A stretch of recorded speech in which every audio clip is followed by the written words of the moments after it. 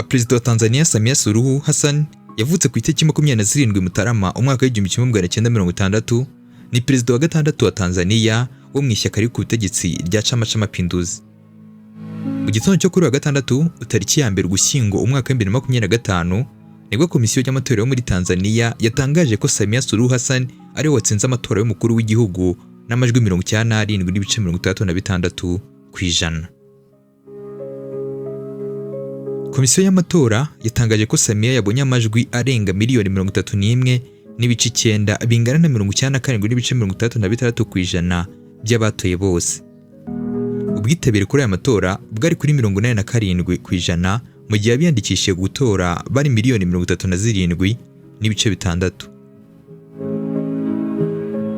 Gutsinda aya matora, uyu mugore wa mbere mu mateka wayoboye Tanzania bimwemera gukomeza kuyobora icyo gihugu kugeza mu myaka 5 iri imbere.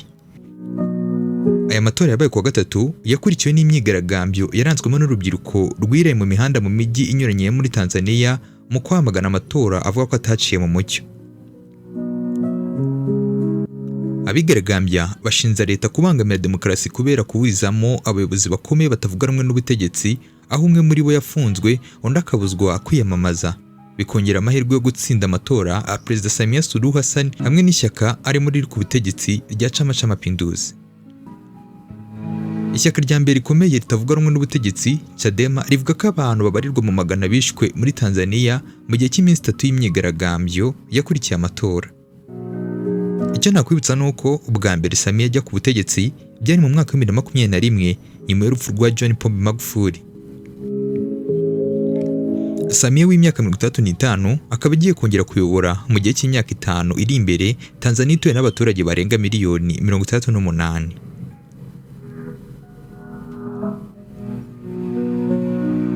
Ariko subundi Samia Suluhu Hassan ni muntu ki? Kangusubize gatoya nyuma y'imyaka 5 itambutse. Ku ngoma ya Magufuli, Suluhu yari umukuru w'igihugu wungirije. Uyu mubyeyi ukomoka muri Zanzibar yabaye minisitiri wa Zanzibar, igice gifatwa nk'ubutaka bwa Tanzania ariko gifite ubuyobozi bwacyo. Ku ngoma ya Amani Karume yabaye intumwa ya rubanda mu nteko nshingamategeko ahagarariye agace ka Makunduchi kuva mu mwaka wa 2010 kugeza mu mwaka wa 2015, aho ndetse yaje no kujya mu mwanya w'umunyamabanga wa leta mu biro bya Perezida Karume guhera mu mwaka wa 2010 kugeza mu mwaka wa 2015. Mu mwaka wa 2014 Samia Suluhu Hassan yatorewe kuba umuyobozi wungirije w'inteko nshingamategeko ya Zanzibar, ashingwa no gukora umushinga w'itegeko nshinga. Amashuri yisumbuye Samia Suluhu yarangije mu mwaka wa 1977 ahita atangira akazi bidatinze, ariko akomeza kubifatanya n'amasomo mu mashuri makuru n'amahugurwa yagenda akora kugeza mu mwaka wa 1986 aribwo yarangije amashuri ya kaminuza mu ishuri rikuru ryitwaga icyo gihe Institute for Development Management, ubu ni kaminuza ya Mzumbe University, aho yakuye impamyabushobozi mu ishami ryigisha ubuyobozi rusange cyangwa se Public Administration. Hagati y'umwaka wa 1992 n'umwaka wa 1994 Samia Suluhu Hassan yakurikiye amasomo muri kaminuza ya Manchester, ubwo ni mu gihugu cy'Ubwongereza, aho avana impamyabushobozi mu by'ubukungu.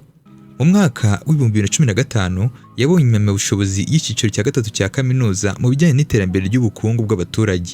Amasomo yakurikiye muri gahunda ihuriweho na kaminuza yo muri Tanzania yitwa Open University Tanzania na kaminuza yo mu Bwongereza yitwa Southern New Hampshire University. Reka turebere hamwe no mu buzima bwa politike bw'uyu mudamu Samia Suluhu Hassan. Mu mwaka wa 2000 Samia Suluhu Hassan nibwo yatangiye inzira yo kwinjira muri politiki, kuko muri uwo mwaka aribwo yatorewe umwanya wihariye mu nteko nshingamategeko ya Zanzibar, ndetse Perezida Amani Karume amushyira muri guverinoma ya Zanzibar.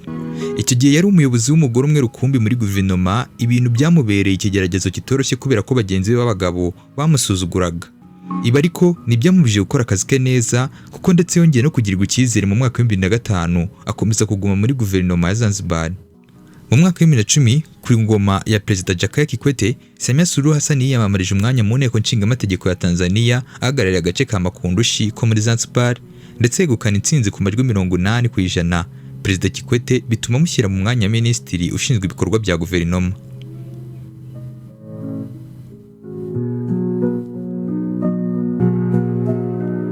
Ku itariki 5 Ugushyingo umwaka wa 2015 Samia Suluhu yabaye perezida wungirije wa mbere w'umugore mu mateka ya Tanzania, ubwo nyakwigendera perezida Magufuli yegukanaga intsinzi yo kubura igihugu, ndetse bombi bongera kugirwa icyizere n'abaturage muri manda ya kabiri mu matora yo kwa 28 Ukwakira umwaka wa 2020. Ku itariki 17 Werurwe umwaka wa 2021 Samia Suluhu Hassan nka Vice President wa Tanzania niwe watangaje inkuru y'incamugongo ibika urupfu rwa perezida Magufuli wazize uburwayi nyuma y'iminsi myinshi yari amaze atagaragara mu ruhame. Samia Suluhu Hassan yarahiriye kuyobora Tanzania ku itariki 19 Werurwe umwaka wa 2021, akaba ari we mukuru w'igihugu wa mbere w'umugore mu mateka ya Tanzania, akaba n'umunyazanzibar wa kabiri uyoboye Tanzania. Ikindi kandi ni umuyisilamu wa gatatu ubaye perezida nyuma ya Ali Hassan Mwinyi na Jakaya Kikwete.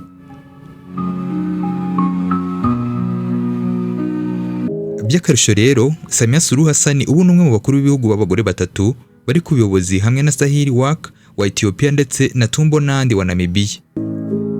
Akagayego ubundi kari gafitwe na Ellen Johnson, perezida wa mbere w'umugore ku mugabane wa Afurika ubwo yatorerwaga kuyobora Liberia nka perezida 24 kuva mu mwaka wa 2006 kugeza mu mwaka wa 2018. Njye mva kuri micro ni kimwe ibisanzwe. Mwibutsa gukora subscribe kuri channel yacu ya YouTube ariyo 21 TV, ugatera comment ndetse ukanasharinga abandi bakamenya amateka.